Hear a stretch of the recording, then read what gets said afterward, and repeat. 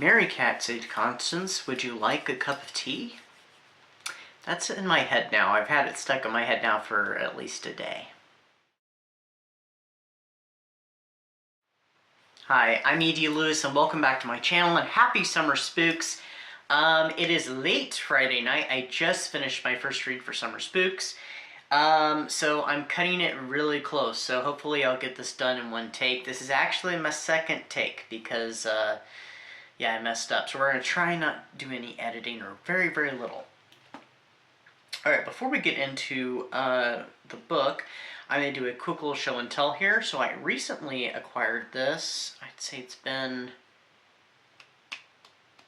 at least a week, almost 2 weeks, something like that anyway, since I got this. So I got this really cool candelabra, actually from TJ Maxx when I was out of town. And it's actually from Martha Stewart, so I thought that was really cool, part of her collection. They had 2 of these, and I saw it and I just fell in love with it actually, so I was like, I had to have that. And it was a little discounted compared to what the, the regular price, would be elsewhere, so I thought that was really nice. So I do have candles for that I just got, so I'm gonna have to try it out soon. Okay, so far I've read one book for Summer Spooks, and that is We Have Always Lived in the Castle by Shirley Jackson. And I finally got to use my Frankenstein quote bookmark that I had for a little while. It says, "Beware, for I am fearless and therefore powerful." Mary Shelley, Frankenstein.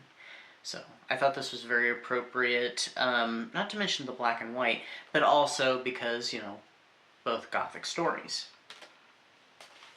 So this one is regarded as Shirley Jackson's masterpiece, and I think I can see why.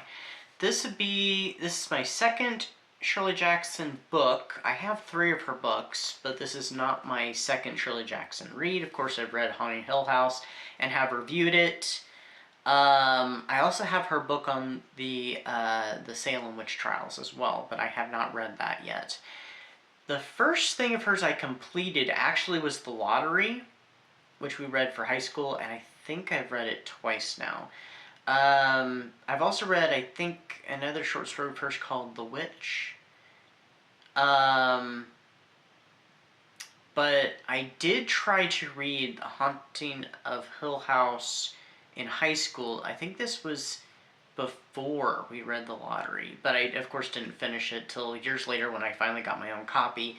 But I don't know which one of these I like more. I really like them both, and I was already privy to a lot of the story because I had seen the movie a few years or so ago, actually when I had Shudder, and I really enjoyed it. There was a lot of things I had forgotten, and I'm pretty sure there's some things that are definitely different in the film that go about a little differently besides the runtime, of course.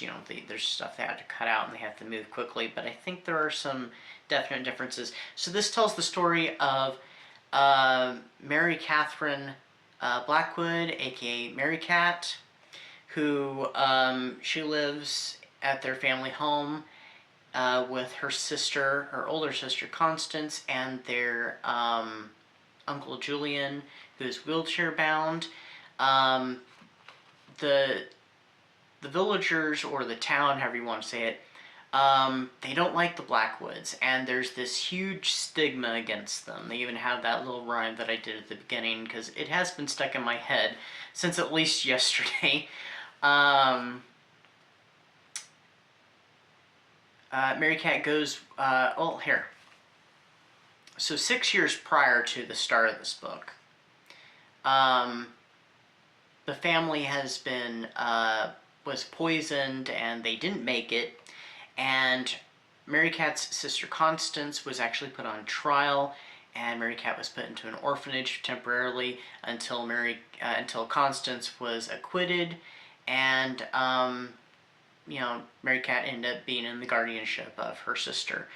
And their Uncle Julian was the only survivor of the poisoning, and it's almost implied that he was in the wheelchair before the poisoning happened. I thought until later in the book that maybe it was due to the poisoning, but there was something in the book later in the book that kind of implied differently. But the family is completely hated by the town, and Mary Cat only goes to the town like once a week to do the shopping, and she has to go a certain way, almost like she's playing a board game. They live a very routine life until one day Mary Cat senses that there's going to be a change coming, and that change turns out to be their cousin Charles, who brings with him kind of a storm. And this sets off a whole chain of events. So it really changes their world and throws a wrench into their daily lives, especially Mary Cat's. This book deals with mental illness on a level that I don't know if I've seen anywhere else. I've read books that talk about the subject of mental illness, but I feel like this book is on a degree all its own. I feel like this is a very...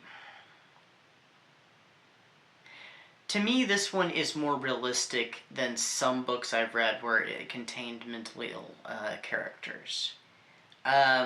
You definitely get pulled into this world that Mary Cat has kind of created, and how she lives her day-to-day life, and how Constance lives hers.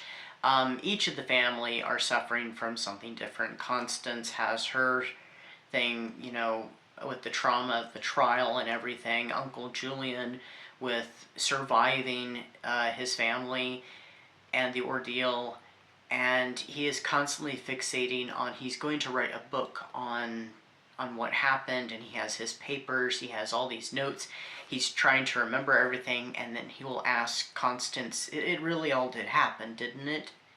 You know, I'm not imagining it. And she always has to reassure him, yes, Uncle Julian, it all happened.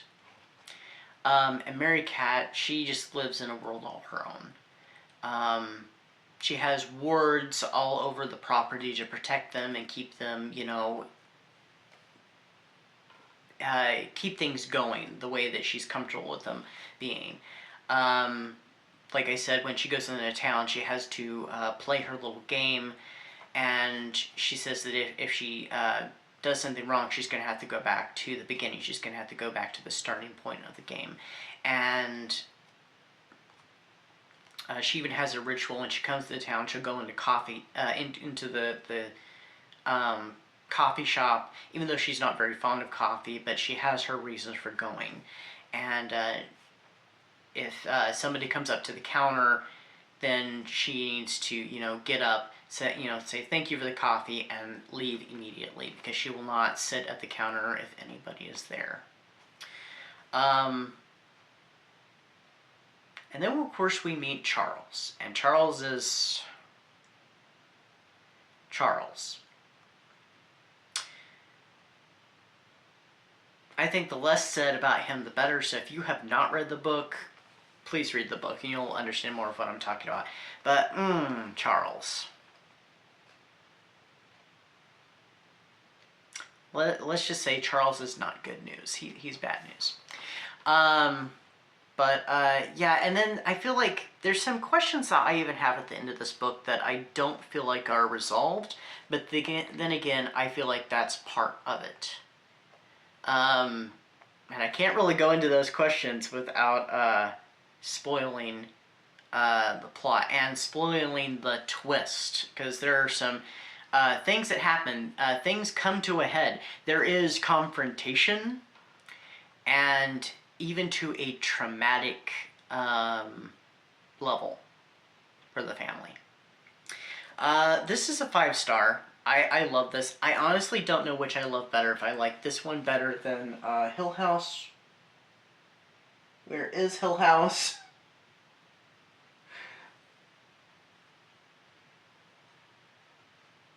I have no idea where Hill House is. Oh well. So, yeah, I don't know which one I liked more, because I did really like this one. This one even, it made me laugh a few times. I really liked Mary Cat, though I feel like I shouldn't, though, because of some of the things she does, some of the things she said. She has such a dark way of looking at things, especially, you know, she talks about that she'd like to poison the entire town, or she'd like to go, the entire town be dead, and she like walk over their bodies to get, you know, the groceries and stuff. She has such a dark personality. Um, and she thinks such horrible things, but I don't know why. I can't help but like her. I think because she's such a complicated character, she's so complex, and that she does have that darkness about her. But there are some things she does. It's not, they're not good, but I still can't help but like her. If you know what I mean, then yeah. So anyway, that is what I've got for you today. I had to remain mostly vague with this one. I may watch the movie maybe while, well, after editing this, because it's been a little bit and I know where I can watch it for free. I think it's on YouTube for free right now. Anyway, if not, I guess I won't be watching it. But, it may be on Shudder, but I don't have Shudder right now. Like I said, I think the film version is pretty good. It'll be a nice little refresher. But I don't know if I'll count that as my, movie for the, what's your favorite scary movie prompt. But anyway, I hope everybody's enjoying Summer Spooks. Let me know what you're reading. Let me know what you're watching activity-wise. I still need to do an activity, and who knows, I might do that tomorrow. But until next time, stay safe, stay spooky, and I'll see you then. Bye-bye.